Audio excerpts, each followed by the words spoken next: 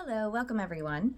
I do have kids and dogs in the background, so if you hear a bunch of noise, I'm sorry about that, but it is just a time that I had to get back into reading The Wounded Heart. And last time we were together, we read, let me just double check, part 2A. So now we will be on part 2B, and we will start on page 65. I believe that's where my leaf tells me we left off, because I did not write it in the description box like I usually do to keep myself on track, because I think I can only make a video like this like every 2 weeks, just because it falls on a day where I can actually like be alone and it's not like super noisy in the background, because you know, who likes bad audio, right? So I can't promise that this one will have great audio, but I do try to do my best. So let's dive into it. We are in chapter 2. What was that called again? So chapter 2 was called The Enemy, Sin and Shame, and then we're on page 65. So we were talking about a girl that, or a woman, who felt nauseous all the time, and I could like definitely relate to that.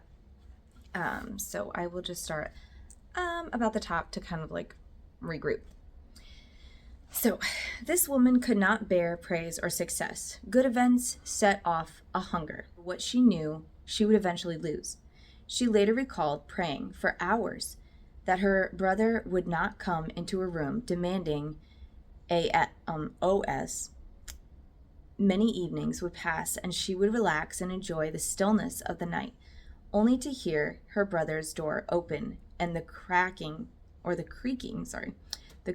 of his footsteps that signaled a night of horror. I feel like I already read that part, so I'm going to skip like a couple paragraphs so I'm not rereading the same thing.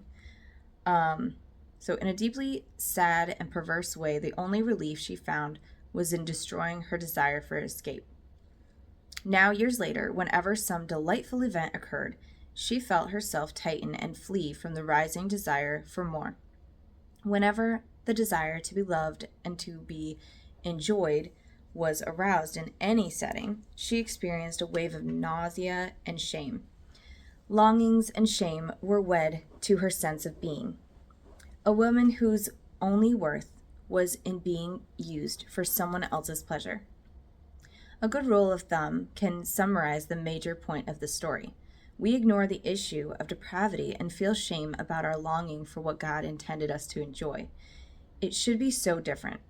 We should feel shame when we have verbally, emotionally, or physically demeaned or slighted another human being, thus violating our relationship with them and the Lord. We should be heartbroken, humbled, shamed when we do not worship the Lord or God, our God, with our whole heart, soul, mind, and strength. But instead, we often ignore our failure toward others and others' failure toward us. We feel shame when our longings surface and we are failed or we fail. A godly response in the face of abuse is to grieve for the perpetrator's sin and for the damage done to our soul. But the natural response is to cower in shame, condemning our own soul for being so foolish as to hope, want, or risk. Like, I totally feel this, and I feel more mad at myself for needing love, and I feel mad at myself for feeling jealous or lonely or sad or like needing a relationship. Like, I wish I didn't, and I get like mad at myself that I need it, I guess. And so like, I don't know, I totally relate to this. And then I am more mad at, you know, I guess, or just like I feel really sick to my stomach, or I was always nauseous and stuff because of what was happening to me. And then feeling mad that I somehow allowed it to happen even though I was young, and like I just am mad that I didn't have the tools in my brain to like figure out a way out. Like as if I was, you know, trapped in this box and I had tools laying around I didn't know I could use. Like I didn't know how to use them, you know, like I didn't know how to just pick up the phone and call 911 because you're being assaulted. You know, like it was like, it sounds so simple as an adult, like, duh, you could have just called somebody. You could have called this person. You could have told this person. You could have called CPS. You could have called, you know, all these resources. It was like all these things were available. I just didn't realize, or I didn't know how to use them.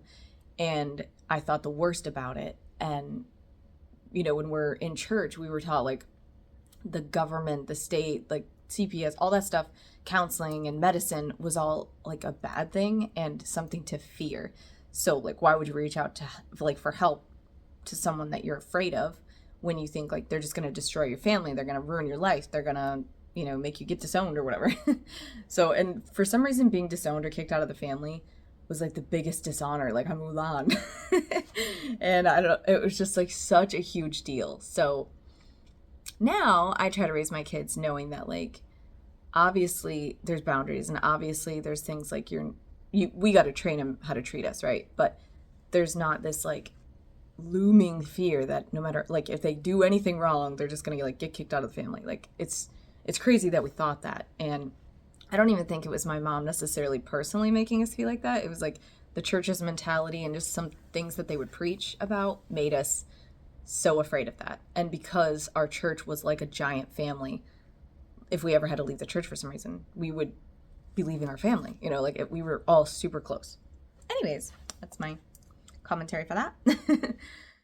Illegitimate shame comes when we have failed to achieve what our heart craves, the longings that reflect our dignity, and we feel we are at fault because if we had not done, or if we had only done, then we would not be empty, alone and exposed. Legitimate shame involves the exposure of depravity. If our heart does not flee to self-justification or denial, and the Spirit of God lives within us, then we will be nudged into the light of His presence and seared by His penetrating eyes. It is God's kindness to orchestrate the events of our life so that our heart will be tested and then humbled. Okay. Our heart will hunger for the kind of bread that comes only from the mouth of God. See Deuteronomy 8:2-7, 15-18. Legitimate shame is the same inner experience as biblical humbling. It is the recognition of our state as desperate and our response to our rebellious condition as deplorable, deserving condemnation and death. The story of the prodigal son is a picture of biblical humbling. See Luke 15:11-32. He was eating food given to unclean animals that his people would not eat. He humbled himself and returned to his father. He took the risk that he would be sent away or mocked. What he found was the riches of mercy that must have undone the remaining remnants of pride. Legitimate shame, in other words, always leads to a sense of being lifted up by God to possess what is surprising, unnerving, and undeserved. See James 4:9-10. One of the best descriptions of the power of shame is found in C.S. Lewis's The Great Divorce. One of the shadowy bus travelers from a type of hell suffered from an overriding commitment to hide from the sight of others. The dialogue between this shadowy ghost and an angel spirit is worthy of reflection. Now I'm going to pause real quick, like a thought just entered my mind, okay? I'm on page 66, so in case I lose my spot later. I'm on page 66, and before I get into this big quote of like the C.S. Lewis book, I just have to say, because I'm reading something that's like spiritual, biblical, he's quoting verses and stuff, I feel some type of way, okay? And I know, like, I don't want to dishonor my family. My family is still very much, like, they go to church and they believe in God and everything, and that is fine. I believe in God too. But I am just not as, like, hardcore as I used to be, you know, in our tight Baptist IFB circles, okay? And I know for a lot of us, like, there's a lot of people that are like, if you talk about God at all, I'm running away. And I don't want this to like scare anyone away because I'm like mentioning God in this book. Like it's just his opinion, and I'm not trying to like preach at anybody at all. But I want to give an example to all of you who may not understand, like, why do victims tend to run away from anything that has to do with God or church or biblical or Christianity, is because of moments that just popped in my mind that it quoted something that just made me have a flash. Oh, it was commitment. So I remember my abuser getting the Bible out, showing me Bible verses, and saying, like, we're going to join a covenant. And he made it very serious, as if it was like some sort of a wedding, like a bonding thing, like a ritualistic bonding thing through verses, and read about a covenant over and over again, and then like highlighted it or something, and or just had me like underline it in the Bible or something. So it's like moments like that that taint what Christianity and Baptists should be about. Because there are so many religions in the world, right? And every religion thinks they're the right ones. And that is like such a hard topic. And I'm not trying to start a fight, so like don't get nasty in the comments. This is just like, we need to have the ability to talk about this stuff. And we need to have the ability to help churches be better, because churches are going to exist. People that don't believe in God are going to exist. But we can coexist in the wild without it being a huge fight. It just needs to be that both sides need to be educated in what is like morally acceptable and what is okay to do with children, with family, with women, with marriage, with, what goes on behind the scenes and what they're preaching from the pulpit. And I feel like if we can't come together as a human race when it comes to religion, then our goals will never really be achieved. That the blind eyes will never be open if we can't just discuss it openly without attacking each other, without blaming each other, without freaking out about it. It's just, we need to pull in those examples and let church leaders know, like, hey, if a pastor is going to use the Bible to get a child to commit to them and to honor them and obey them as a church leader, but he is using it for a SA reason, and he's using it to manipulate a situation and tell that child that God wants this for their life, and they're a willing, fresh mold of clay, like a fresh, unmolded piece of clay, ready to be molded by like God. And then a perpetrator takes that and completely molds it into a very abused, very broken child piece of clay when he's all done, and then smashes it. Like, he used the Bible in the worst possible way to gain my trust, my commitment, my covenant, everything. So I'll stop there and jump back in. But it's just side note. We have to be able to talk about that stuff. Otherwise, pastors, leaders, teachers won't realize what we really went through, and they won't realize what they need to change. And I just feel very strongly about that. So hope somebody got something out of that and all my Yoda wisdom. Okay. So back on page 66, the dialogue between this shadowy ghost and an angel spirit is worthy of reflection. And this is going to be like a big quotation, or a big quote in quotation marks. How can I go out like this among a lot of people with real solid bodies? It's far worse than going out with nothing on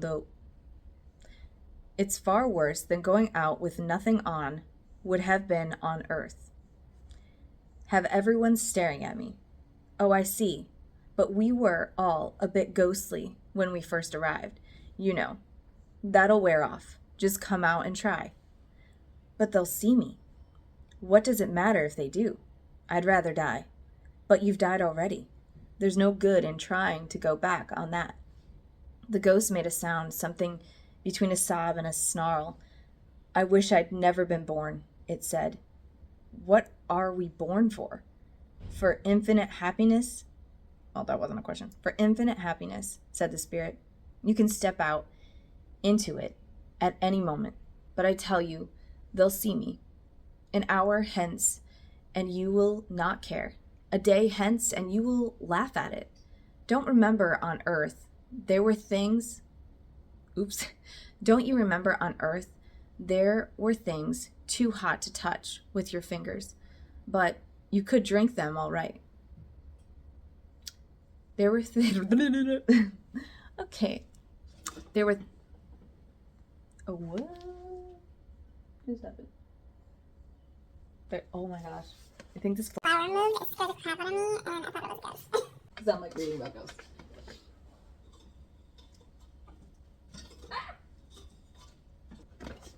I thought Christians couldn't talk about like ghostly things because it was like sinful or something, or like let in a demon. He's quoting C.S. Lewis's ghostly story. We're gonna bring a ghost in here. Just touch that flower. Swirl around. Anyways. Don't get me started on all the things I thought when I was a kid.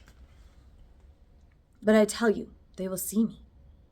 An hour hence, and you will not care. A day hence, and you will laugh at it.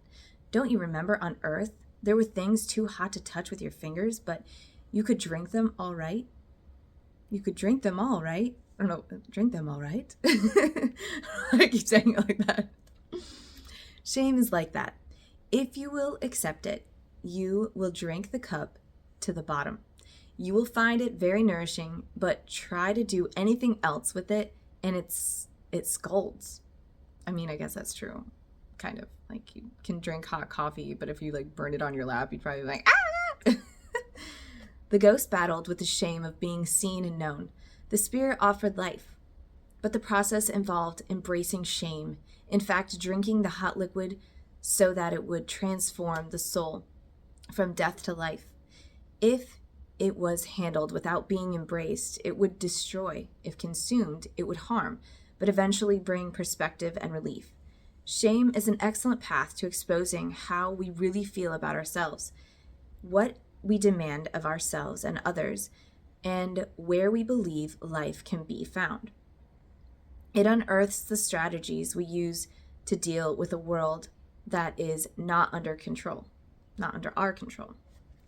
Okay, this is page 67, and the little bold thing is the dread of consequences. Oh boy, did I always dread consequences. I'm so scared of everything.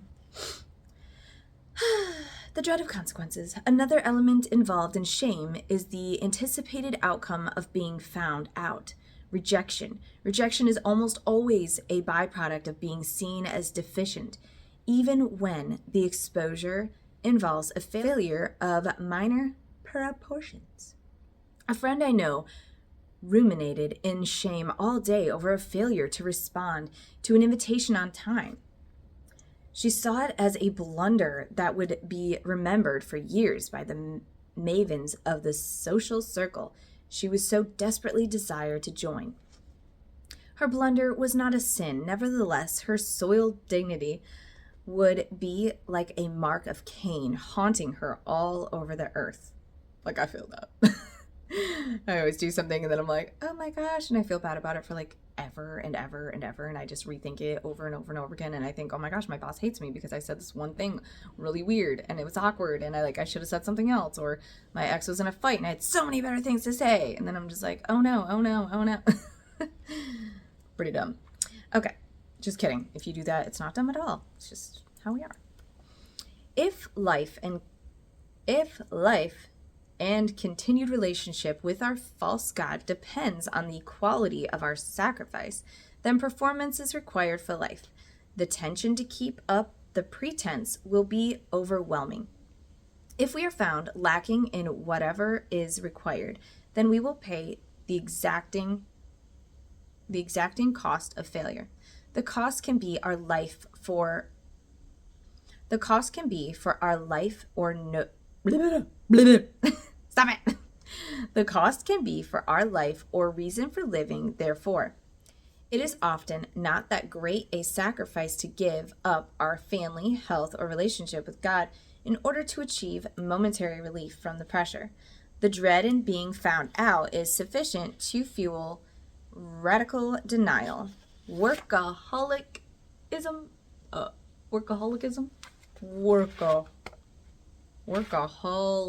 oh, leave out the ick, workaholism, perfectionism, re-victimization, and a host of other ills.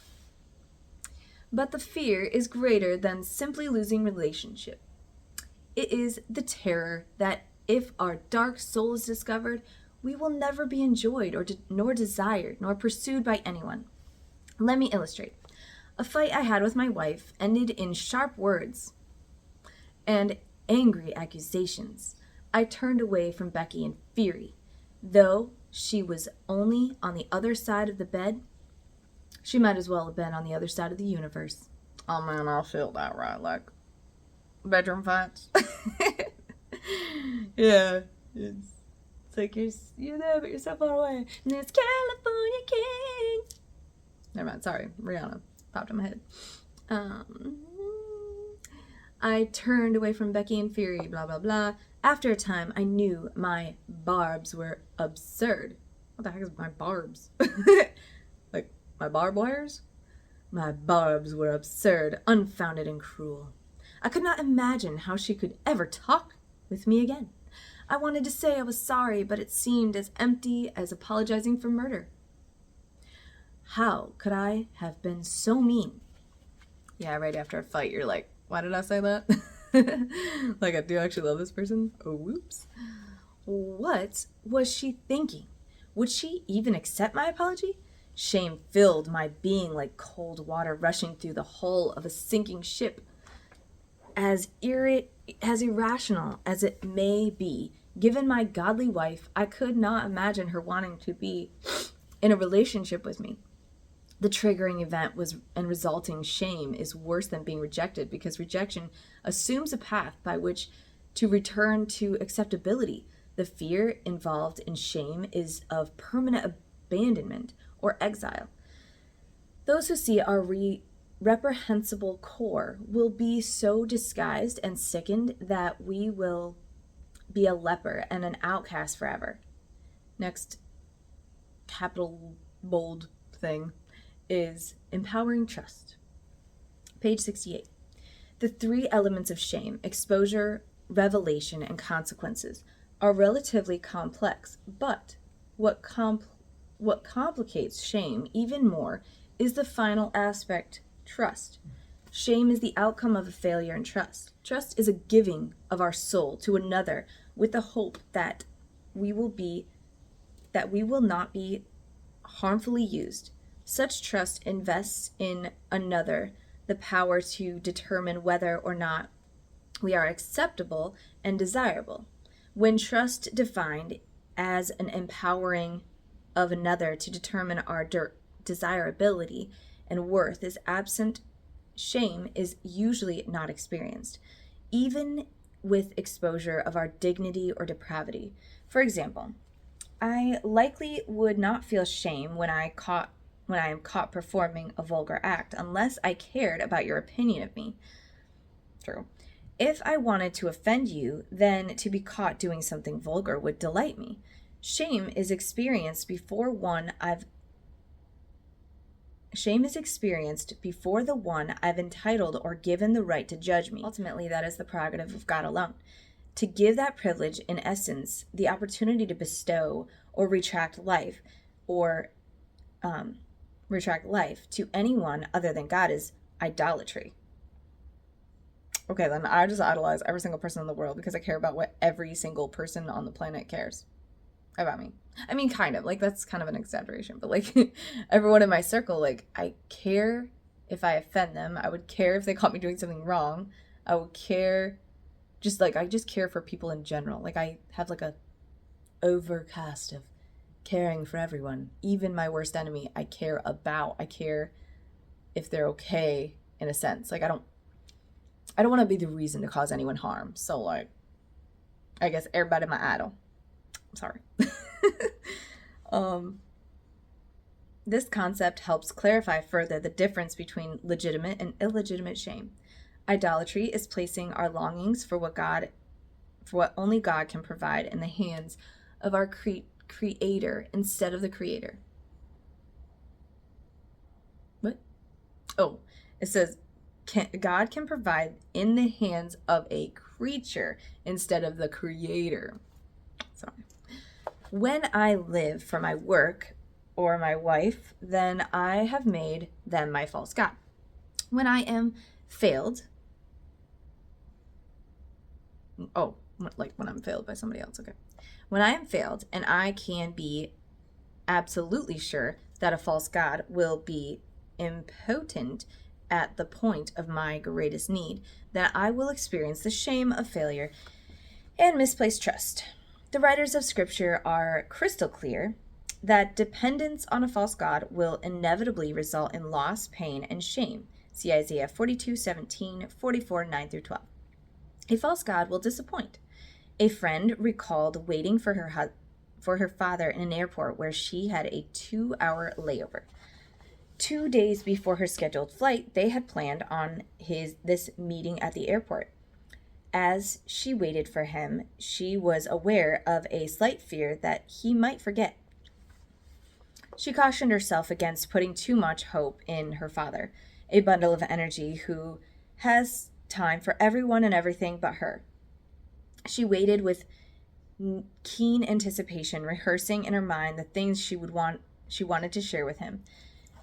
Time passed. He did not appear. After an hour, she quit looking and began to read a book.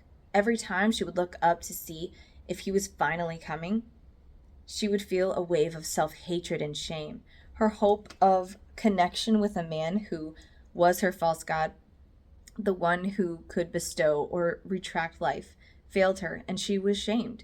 She was ashamed. Of what was she ashamed? The answer involves two interrelated forces: the ache of disappointed longing and misplaced trust. I am alone and it is our fault, or your fault. I should never have wanted you to come. If I could pretend that you were dead, then I could live without pain.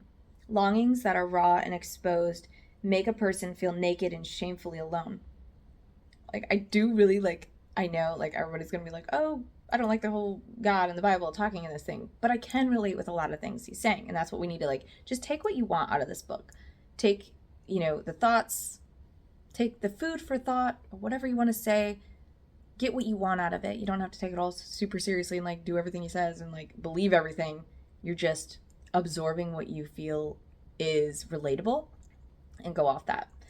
And then, like I said, maybe I'll read other books in the future and just check them out. It doesn't hurt. So anyways, but I do feel I don't know about the idol thing, but I do feel that the idea behind you feel shamed and annoyed and angry at yourself for needing that love and needing that approval and wanting that so badly, and then you're just I wish I didn't need that. I wish I could just throw that away and then just be a confident, independent person without the need of somebody else to fulfill you, make you feel loved, fill that love tank, make you feel pretty, make you feel accepted, make you feel worthy. It does suck. I don't want to have that desire. I tell my husband that all the time. I wish I didn't need you. But I do. It's a bummer. It's great when it is fulfilled, because then you're fulfilled and you're happy and it's cool, I'm glad I wanted you. But when it doesn't happen or you feel rejected, it's rejection is hard. The second aspect, misplaced trust, involves an exposure of folly. How could I be so foolish to think that a freshly cut tree, half used for firewood and the other for my family idol, could ever rescue me from the hardships of life? How could I believe that an idol I fashion with my own hands can save my soul? A.W. Tozer said it well. God's gifts now take the place of God, and the whole course of nature is upset by the monstrous substitution. The shame of folly is involved whenever our false god remains deaf and dumb, impotent to heal the wound of our heart. For example, the S.A. man often, the essayed man, often puts his trust in his own strength after he has been violated. He develops a mindset of invulnerability to compensate for the frightening time when he felt extremely powerless. A number of my male abuse clients were long-distance runners, avid weightlifters, and macho risk-takers. They often expressed the same attitude of control and invulnerability by refusing to feel any emotion that would reflect weakness or to feel intimate other than with any other person. Their demeanor was often cool, tough, and in control. The message was clear: I've been violated once, and I will never again feel myself I will never again feel myself lose control. I will never feel that powerless again in the presence of another person. And like, let's face it, that's why so many people, like men and women, are cold and they don't want to let anyone in. Or there's like a teenager that's completely shut off, like they don't want to get hurt again, and you can just see them like slowly harden their heart towards people because when they were young and innocent and nothing happened yet, it's like you see the joy and you see like the blissful ignorance in a way of a child just like bouncing around and just like, hey, anybody love me, anybody talk to me, anybody is welcome in my circle. And then they slowly start to die inside and their heart becomes stone to most people because trust is very hard. So if you got a teenager going through stuff, don't automatically assume like they're getting abused, but just let them know you're there to talk to them. Let them know that, hey, I can sense like a vibe, get on their level, come to them, like go to their room, like hang out and just sit on the end of their bed or sit on the floor and ask them how they're doing and say like, hey, no matter what you're going through, like I'm here for you. And you can tell me anything because I don't want to lose you in our relationship. I don't want to lose our bond. You can talk to kids and it is okay to treat them like a human being.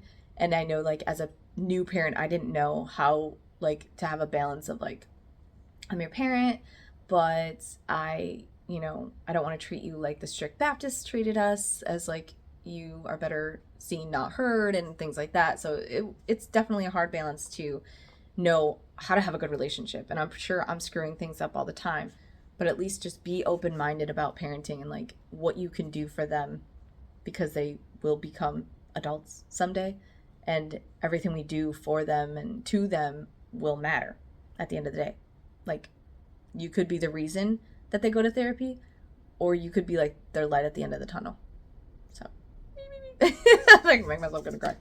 Anyway, and I'm no perfect parent, and I know I don't have the best advice, but like I'm working through it. And sometimes when I'm telling you all stuff, I'm preaching to myself, which is what I say often. Like I'm preaching to the choir myself often when I'm giving advice, because it's like something that I heard or I believe or that I'm working through too. So anywho, we're on page 70. A policeman who had been AR'd by an older cousin literally trembled with an anticipation every time he pulled a car over for a speeding offense. That would be so sad. Like, I would never even have thought of that, like, being a thing. So that's one reason why, like, sharing each other's stories is good. It gives you, like, a whole new perspective. Like, you have no idea what that police officer is going through. I'm terrified that he's pulling me over. Maybe he's terrified. He wanted the person to resist him or challenge him so he could conquer his adversary. Oh, okay. That's different than what I thought he was going to say. Whenever he was reprimanded by a superior or confronted by a peer, he felt an overwhelming urge to destroy them in a violent rage. Oh, okay. I thought he was like traumatized by the R word and like was scared of like the people he was pulling over because like maybe they'd retaliate. This is not where he's going. I guess that's why you keep reading. Anyways, in a violent rage, his quiet demeanor,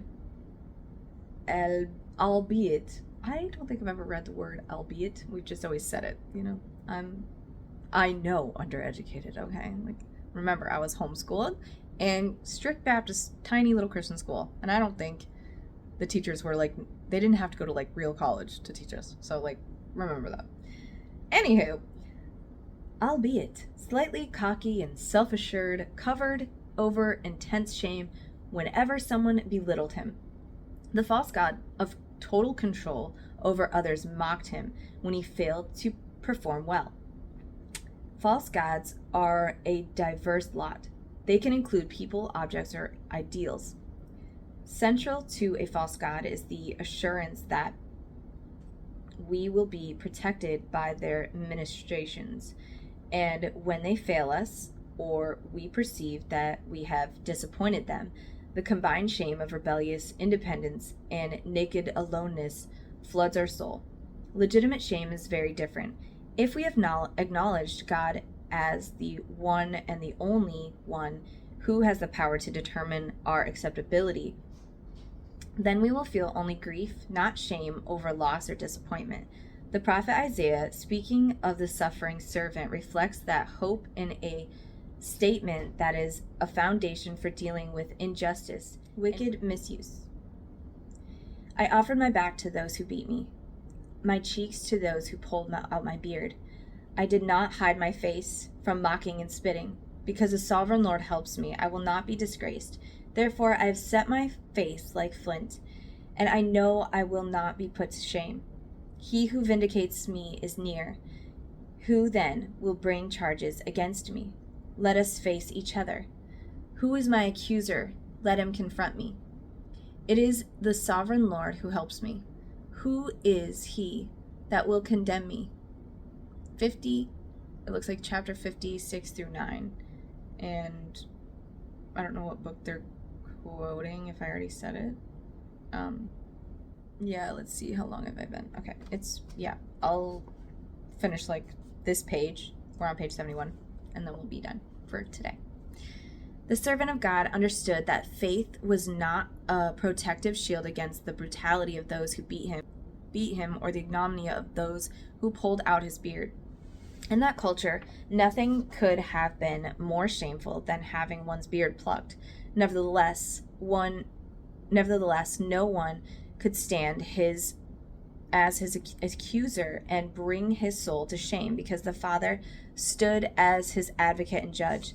The legitimate shame that is facing our failure to trust God is the bias of our return to the Father. For most, trusting God means relying on him to keep our body or our world intact. But that is not biblical. Trust at its essential core. Trust involves relying on him for what is most essential to our being, the intactness of our soul. A return to the Father ensures that no one can shame or disgrace or possess our soul. That quintessential core of who we are that will live eternally with him. No matter what is done to our body, reputation, or temporal security, all of these factors make shame an experience that we avoid as readily as a room full of venomous snakes.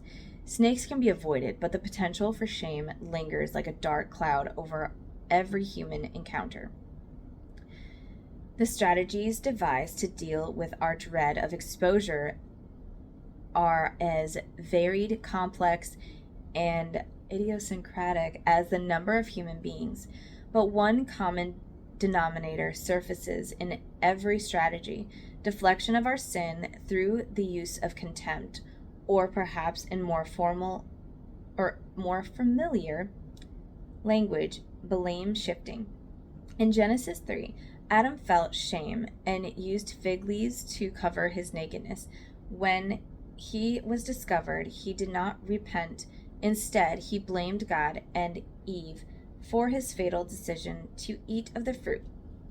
He condemned God for his creation. He poured his shame-based rage on God and through contempt nullified the need for humble repentance. As Adam's children, we can discount our need for humbling by the same deflection. The abused person, facing deeper shame than most people, is even more apt to resort to radical deflection to hide her wound and her commitment to self-protection. We now will turn to the role of contempt in deflecting the work of God.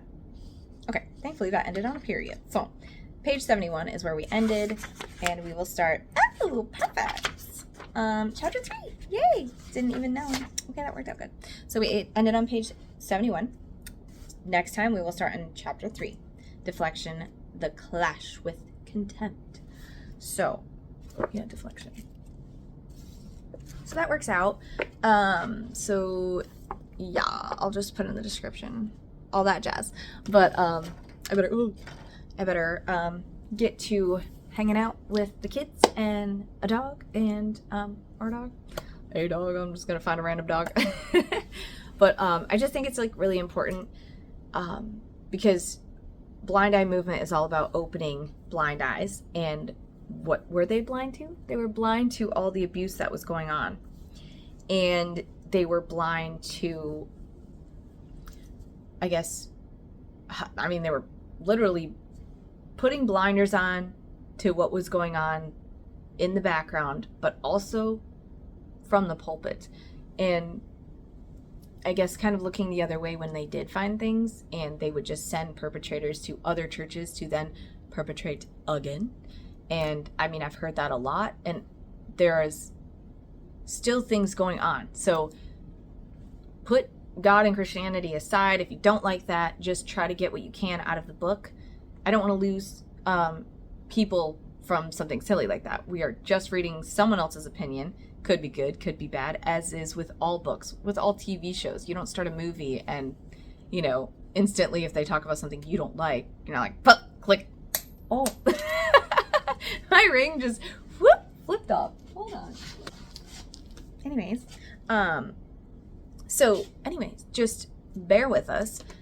The whole point of blind eye movement is to open blind eyes, and we don't want to be blind also to reality. So everyone's going to have a different opinion. Anyways, everyone has different opinions about how to heal, and we just want to do our best to open up the conversation, talk about it, see what works for everybody, because every abuse story is different. Every healing process is different, and everyone heals at their own pace.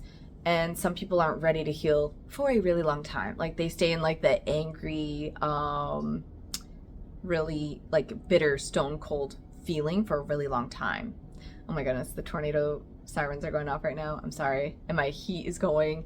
Somebody was in the tub. Like, I have so much in the background. I'm so sorry if this video stinks. I try really hard to keep the background noise quiet, but it doesn't always work out. And I just, like, when I'm passionate, like, I want to get this done. And I want to keep doing it and not lose, momentum of reading this book. So anyways, yes, let's keep the conversation open, as I said. And also I want pastors and church leaders to hear us. And it's okay to, like, kind of come to the table and realize, like, we're not all going to believe the same. We're not all going to feel the same. But what we can agree on is how to treat young people, how to treat women in a church, how to treat men in a church. Because all those things, the churches that we grew up in, they were lacking. They were not being open-minded about it. They were very close-minded about how to treat everyone. And we need to be able to talk about that and help them change that, so that with each new generation, they're not teaching as badly as they used to. Because it was like, you could just tell instantly what church someone came from by, like, the way they preached, by the way they talked. And I'm hoping that if enough of us talk about it and enough parents understand where we're coming from and, like, how to open your eyes to all these things, that they can raise new generations of men and women that don't think the way our IFB people thought, and that they can get more normalized with, counseling is okay, talking about feelings is okay, coming forward is okay, and you don't have to be shunned, disowned, or penalized for being abused. And you, just because it's like Uncle Freddie, doesn't mean that the victim can't get help, and that you just shut it down and you pretend like it's not real, or you tell the kid that they're lying. All those things can be worked on, and there is so much to work on. And I'm hoping that, maybe some pastors that are, like, a little more contemporary can, like, hear these conversations and make sure that they're putting in, safety measures for their churches. And then hopefully it will spread, because, like, everything spreads. Like, the whole Baptist community spread at one point.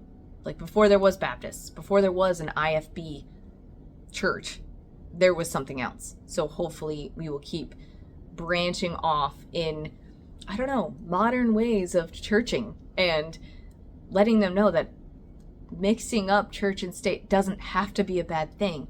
You can use each other for the resources. Like, the government can use churches for people that gather together and take up offerings for a family that their house burned down. Like, the government and churches can work together and still stay somewhat separate. I'm not saying, like, you have to, like, mold it all together, and I know that's very controversial in the IFB movement. But, like, use the resources that the government has, and then the churches can also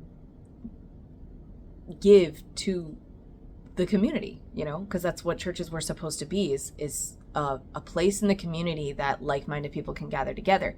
They can give to the poor. They can raise money for a house that burned down. They can fill needs of, like, elderly, because I know a lot of churches would like go around and make food for elderly, or someone that was like just had a baby, or someone that was in the hospital. Like, churches can be a good thing, but I think they need to look in the mirror long and hard and see where they're going wrong. And if like, because the blind eye movement is not just to like, hey, let's burn all the churches and cut them all down and say they can't have a church at all. No, if someone wants to worship, by all means, it's America or wherever you live. Hopefully you can worship. If you want to, like, that's what it should be about, is like just having reform, you know? Praise Jesus, hallelujah. You all love camp meetings, and you all love being changed, and you all love to confess all your sins and like start anew, and like, you know what I mean? Like, churches were all about being reborn. And like, why not be reborn, if you will, but in a more modern, more understanding way for victims, for people that are getting abused. And then you all flush out the demons of the R-worders and the SAers and all of that, you know, like, flush them out. Like, don't let them be welcomed there. I'm sorry. If they want to praise Jesus, they can praise Jesus in prison. You know, they can have a church in prison for all we care. You know, like, once someone is a child abuser, they can have their own church with no children. All those grown-up men and women that want to hurt children, they should all be together. And maybe I'm going way too far on my little opinion. These are all just my opinions, you know. The other men and women behind Blind Eye, maybe they're not like exactly like feeling what I'm feeling right now, but like we're mostly like on the same wavelength. I hope they can comment down below as well if they're like, well, okay, I don't totally agree with what she's saying, so I'm sorry, going off on a tangent. I was trying to make this video shorter, but it's like almost an hour now, so I will go now. I hope everyone has a great day. It's just things to think about and keeping your mind open to all the beautiful possibilities. Okay, bye. Bye-bye now. Bye-bye. Bye-bye. Bye-bye. Bye-bye. Bye-bye. Bye-bye.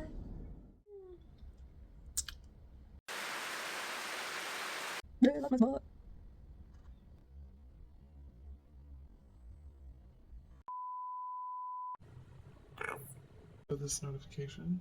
Oh, poopy. Nope. Don't do that. Okay. Oh. Cut that out. I'm wearing lipstick, so I'm so worried it's gonna be on my teeth the whole time. And I'm like, rewind. Work with me here. Okay, stop. Stop doing that. Stop doing that myself. Okay. Where were we? Got that. Got my sniffs. I sniff too much. Stop itching nose, okay? You're like, these are annoying.